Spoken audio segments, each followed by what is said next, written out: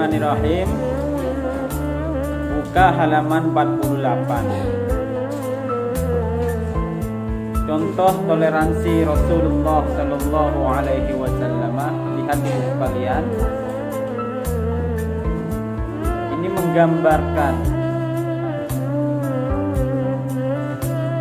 Nabi Muhammad Sallallahu Alaihi Wasallam adalah orang yang paling perhatian terhadap keadaan pengemis tua Yahudi yang tinggal di salah satu sudut pasar di Madinah. Dalam sejarah ini, Rasulullah Sallallahu Alaihi Wasallam melakukan rutinitas terhadap seorang pengemis Yahudi di salah satu sudut pasar kota Madinah. Ini pengemis selalu mencaci maki Nabi Muhammad sallallahu alaihi wasallam. Caciannya begini: Muhammad itu orang gila. Muhammad itu orang gila. Ini dalam sejarah. Tapi Rasulullah Sallallahu Alaihi Wasallam itu tidak ada rasa dendam sedikit pun. Bahkan Rasulullah mengasihani terhadap pengemis yang telah menghina dan mencaci Nabi Muhammad. Rutinitas yang dikerjakan oleh Nabi Muhammad yaitu perilaku baik terhadap pengemis Yahudi setiap hari, memberi makanan, lalu menyuapkan dengan lemah lembut terhadap si pengemis tadi. Coba kalian bayangin, kalau kalian ada di posisi Nabi Muhammad, orang yang baik, berbuat baik, cuma dicaci maki oleh orang yang tadi Rasulullah baiki, Rasulullah kasihani. Ini pengemis loh, pengemis Yahudi ya, yang setiap hari Rasulullah mengirim makanan lalu menyuapinya. Bahkan Yahudi tersebut tidak tahu kalau itu Nabi Muhammad yang sedang menyuap. Disambil cerita, tahu tidak, ada seorang Muhammad gila. Tuh, ada seorang Muhammad gila. Padahal yang sedang nyuapin itu Nabi Muhammad. Tapi Nabi Muhammad tidak membalas apapun. Bahkan Rasulullah itu menyuapin itu pengemis Yahudi. Kalau kalian di posisi itu kira-kira masih nyuapin atau masih ngasih makanan? Tidak kan? Udah dicaci maki, ditolongin, dicaci maki. Nggak mungkin kayaknya. Tapi ini Rasulullah walaupun dicaci maki oleh seorang pengemis Yahudi ini tetap melakukan yang terbaik buat Yahudi. Kalau kalian di posisi Nabi Muhammad, kira-kira melakukan nggak? Tidak, nggak bisa. Karena apapun Nabi Muhammad itu manusia, tapi bukan manusia biasa. Al-basharula kal-bashar. Manusia, cuman bukan seperti manusia biasa. Rasulullah itu Rasulullah kalau dijahatin, Rasulullah ngasih makanan, tetap santun, tetap lemah lembut terhadap orang yang mencaci maki, yang jahat kepada Rasul. Ya, bukti sejarah mengatakan ketika Rasulullah dicaci maki, dihina oleh seorang pengemis Yahudi, tetap melakukan yang terbaik. Rutinitasnya Rasulullah tetap memberikan makanan, nyuapinnya. Coba kamu kucuk-kucuk datang ke pasar, lalu ada seorang pengemis buta misal,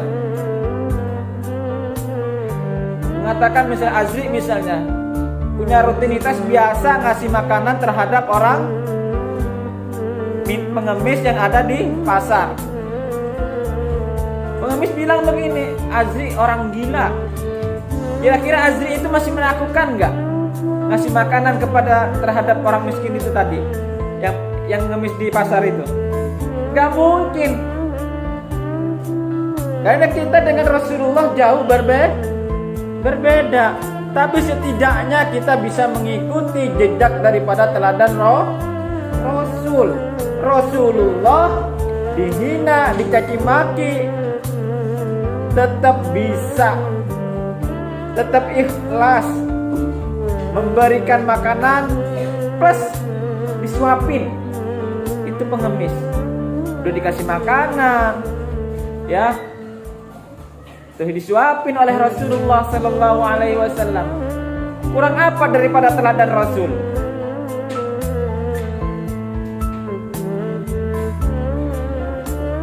Ketika kita mencontoh daripada akhlak Rasul, ya akhlak Rasul seperti akhlak Al-Quran.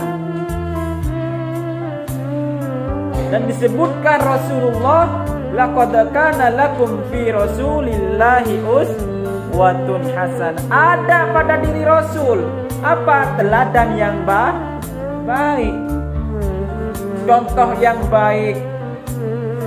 Artinya daripada sejarah ini mengajarkan kepada kita berbuat baiklah kepada orang yang jahat.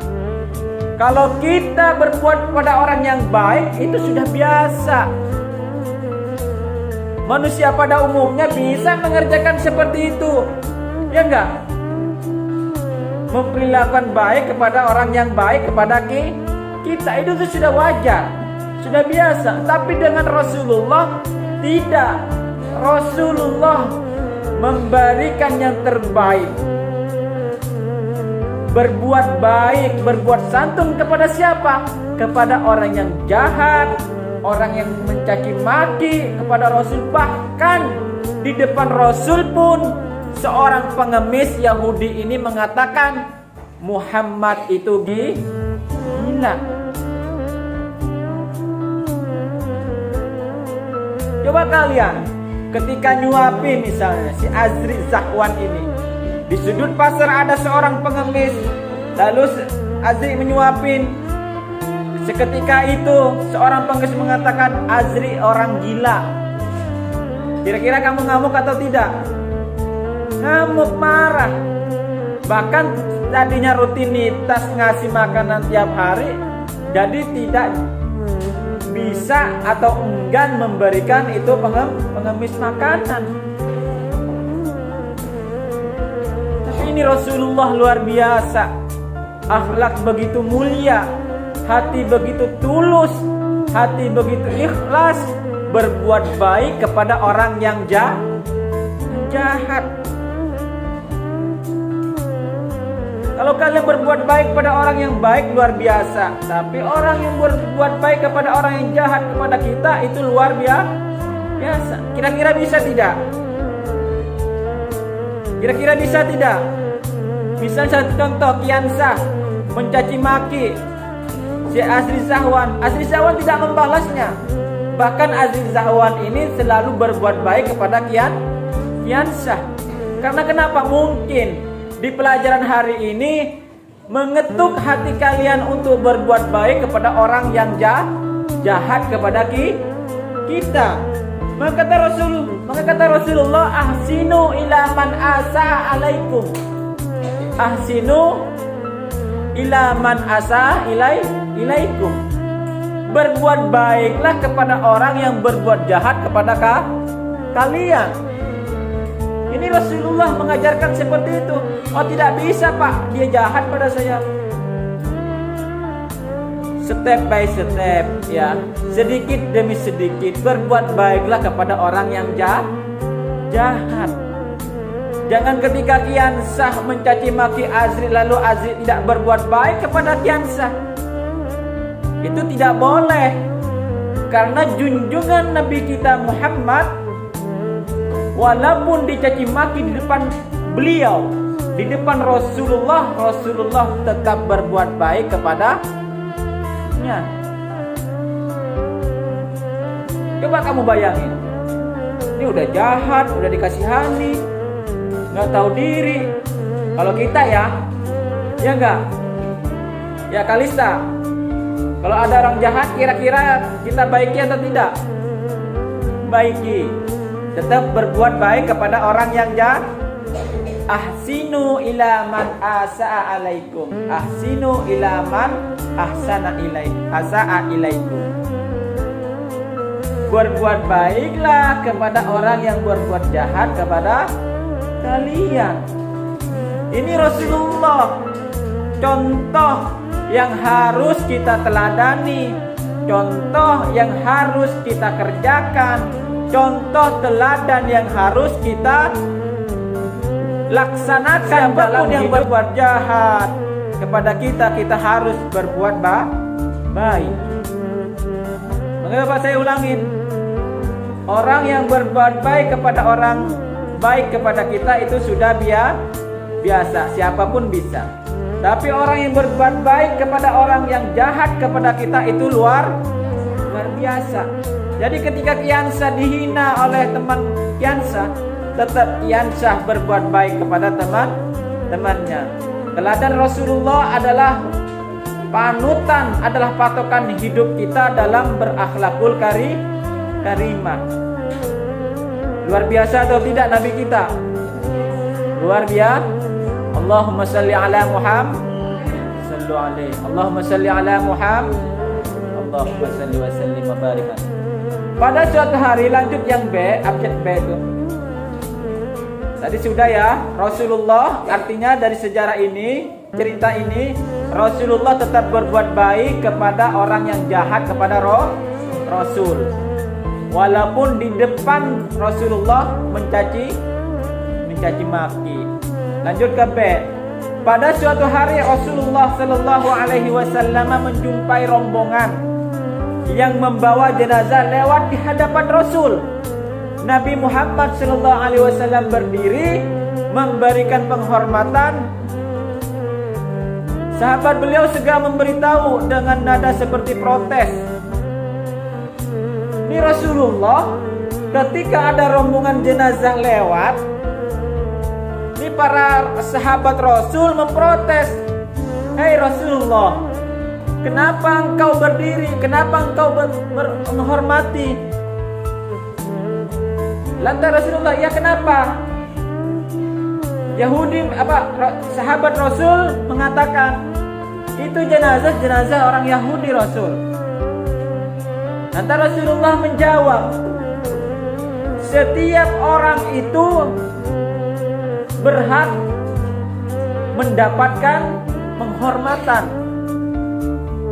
tidak pandang status sosialnya, mau dia kaya, mau dia miskin, tidak pandang daripada sempurna fisik atau tidaknya, mau dia normal atau tidak. Rasulullah tetap menghormati orang yang meninggal. Ini ada di sejarah mengatakan, ketika ada rombongan jenazah, Rasulullah berdiri seraya seperti orang yang menghormati. Seorang sahabat menegur, ya Rasul, ini kan jenazahnya bukan jenazah orang Islam, bukan jenazah dari golongan kita. Ini jenazahnya orang Yahudi. Tentu kalau orang Yahudi pasti benci, pasti tidak suka dengan Rasul. Sahabat protesnya seperti itu. Lantas Rasulullah menjawab, ya emang kenapa? Ada apa? Bukankah setiap jenazah orang yang mati berhak mendapatkan penghormatan? Dari status sosialkah? Dari suku dan budaya manakah? Dari agama pun manakah aja?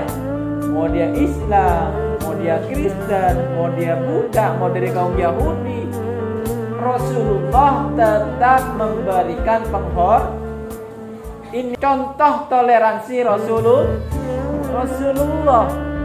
Tadi Rasulullah bertoleransi kepada orang yang tidak tahu pada hakikatnya Rasulullah adalah utusan. Bahkan suatu hari kaum musyrik, ya, kaum musyrik di Mekah, kaum musyrik ini udah menyekutukan, artinya udah keluar daripada Islam, artinya di luar Islam. Pada suatu hari ini kaum musyrik, kaum kufar menawarkan kepada Rasulullah sallallahu alaihi wasallam. Tawarannya bagaimana? Kata kaum musyrik, kata kaum kufar mengatakan, "Hai Rasulullah, ayo kita bikin kesepakatan."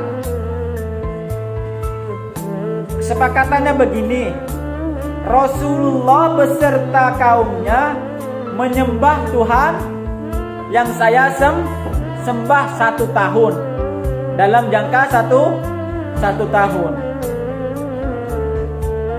Lalu kaum musyrik mengatakan lagi, nanti kami ini dan segerombolan kami akan menyembah Tuhanmu 1 tahun. Kan sama-sama menguntungkan. Kalian menyembah Tuhan saya dan segerombolan dan kaum saya menyembah Tuhan kalian, Tuhan Rasulullah, ya Allah, Allahu Azza wa Jalla.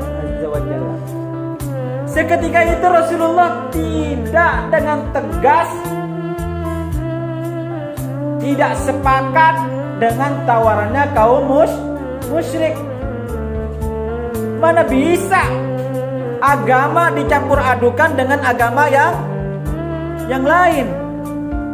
Tidak mungkin pula perbedaan di antara beberapa agama disatukan dalam hati seorang yang ikhlas terhadap agamanya. Maka seketika itu turunlah daripada ayat Al-Kafirun. Jadi semua ayat itu ada kisahnya. Al-Quran itu turun itu sesuai daripada peristiwa-peristiwa yang telah terjadi. Seperti ini, turunnya surat Al-Kafirun karena ada peristiwa seorang musyrik menawarkan menyembah Tuhan Rasulullah dalam 1 tahun, dan Rasulullah disuruh menyembah Tuhan kaum musyrik dalam 1 tahun. Maka turunlah ayat surat Al-Kafirun. Coba baca bareng lagi surat Al-Kafirun. A'udzu billahi minasy syaithanir rajim. Bismillahirrahmanirrahim. Qul ya ayyuhal kafirun la a'budu ma ta'budun wa la antum 'abiduna ma a'bud wa la ana 'abidun ma 'abadtum wa la antum 'abiduna ma a'bud lakum dinukum waliyadin. Artinya dibaca,